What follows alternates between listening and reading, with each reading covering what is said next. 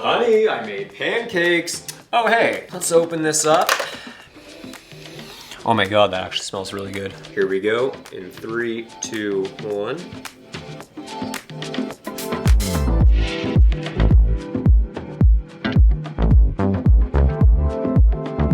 I bought this probe lens 2 years ago with the expectation that it would help me make better videos, and in the handful of projects in which I've used it, it didn't disappoint. For the most part. Without a doubt, the probe lens gets a lot of hype because it unlocks this new perspective that you can't get with a traditional lens. It can make small everyday objects look larger than life, the barrel of the lens is water resistant, and you can fit the thing in places that you wouldn't normally think to put a camera.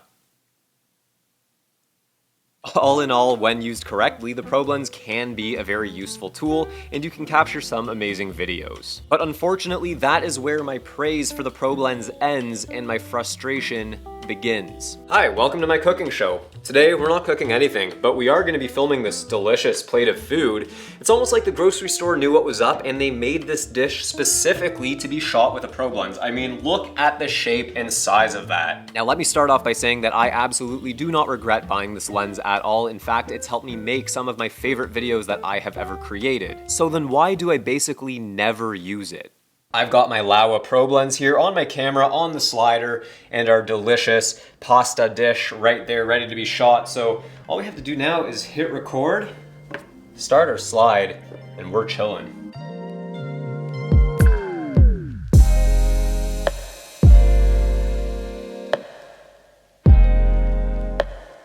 The probe lens is primarily a studio lens. It's not the kind of thing that you would throw in your camera bag for run and gun scenarios, pull it out and start chasing people around with it. And if you've ever thought about using the probe handheld, well, you can forget about it. People are gonna think I'm exaggerating, but this is me actually trying to be stable.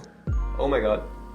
Yep. The probe lens spends most of its time sitting in your gear closet in its special case tucked away waiting to be brought out for a special occasion, those one-off shots where you feel like it might make sense to use such a ridiculous lens. This may not seem like something to fuss over given that a lot of gear is primarily meant for specialized in-studio use. But for someone like myself who likes to make creative decisions spontaneously, if the gear isn't sitting right out there in front of me, I simply just forget to use it. Which is why my probe lens spends most of its time sitting on my shelf like a paperweight. Now, of course, I don't always forget about the lens. Every now and again, I get an idea for a shot that involves the probe, but then I just end up procrastinating on it because the lens is just so difficult to use. Now, speaking of difficult, we all know that making content can be difficult, but it doesn't have to be. As of late, I've been switching up my own workflow and I've been making a ton of content within Canva. Canva is completely free to use, but you do have the option to upgrade to Canva Pro for a whole bunch of other time-saving features and tools. For example, all of my projects start by creating a brand kit to ensure that all of my logos, fonts, and color palettes are organized. I simply just upload them to the brand kit page, and from there I can make any kind of content I need, whether that's short videos or Instagram posts, YouTube thumbnails, even TikToks, and all of my assets are readily available to be accessed whenever I need them. In Canva, you can now add sound effects to your videos using a built-in library from Epidemic Sound, really bringing those visuals to life.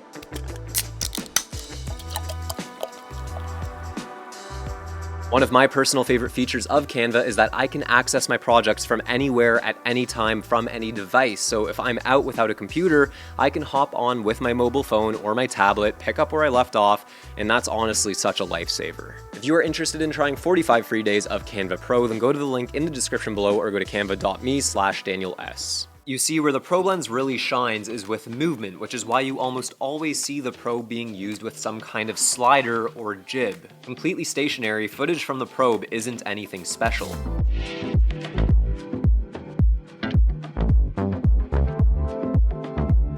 Now, because the probe is a macro lens and it's got this weird sort of shape, movements have to be captured incredibly smoothly, otherwise you end up with a lot of shake and micro jitters. Even just pushing a slider manually with the probe lens is quite a challenge. My point being that if you want to get the best out of the probe lens, get your money's worth out of the probe lens, you will almost always require some additional motorized motion control equipment, which is not only expensive, but also can be kind of a chore to set up. And between that and all of the lighting equipment you'll have to set up to even get a usable image out of the probe lens, I liken it to a sink of dirty dishes. It's not that it's super difficult to do, you just never really want to get around to it. All right, now we're gonna attempt to get a shot with the probe inside the fridge here of some of these cans. Now, the cool thing about shooting inside a refrigerator is that the fridge itself kind of acts like a giant light source. So as far as lighting the shot, we do still need to add some light, but we have a good starting point. Speaking of which, and I know this has been said many times, but I'm not sure that anyone who hasn't yet used the probe can fully understand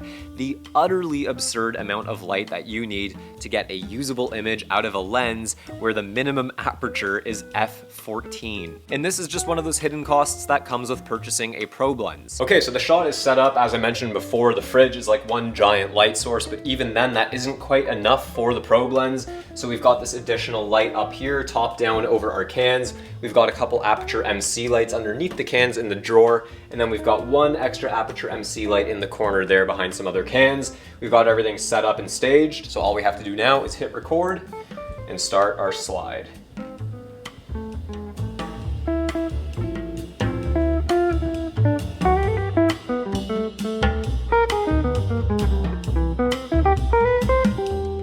For comparison, this lens that I'm using to record this video right now is the Zeiss Batis 25mm, and it has a minimum aperture of f2. The probe lens, on the other hand, with a minimum aperture of f14, there is such a minimal amount of light that is able to pass through the lens and get to the camera's sensor that you essentially have no choice but to buy, rent, or borrow extra lighting if you want to get a properly exposed image. And this actually ends up making the probe lens more expensive to use than the actual price of the lens itself.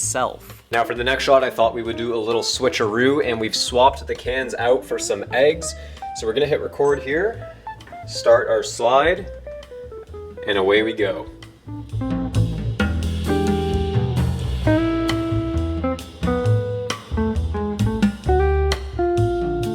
Kinda makes me want eggs, scrambled.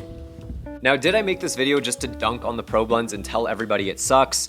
Of course not. In fact, maybe the title of this video shouldn't be the problem with the probe lens, but rather the problem with me and how I'm too lazy to appreciate such an awesome piece of gear. The reality is the probe lens can do stuff that no other consumer lens can, and if I'm being honest, all pieces of gear have their unique quirks and traits about them that we just learn to get past. All of my complaints in this video on their own aren't actually a big deal, it's just the compounding of all of these things that expose my greatest flaws as a creative: laziness and procrastination. Thanks for watching.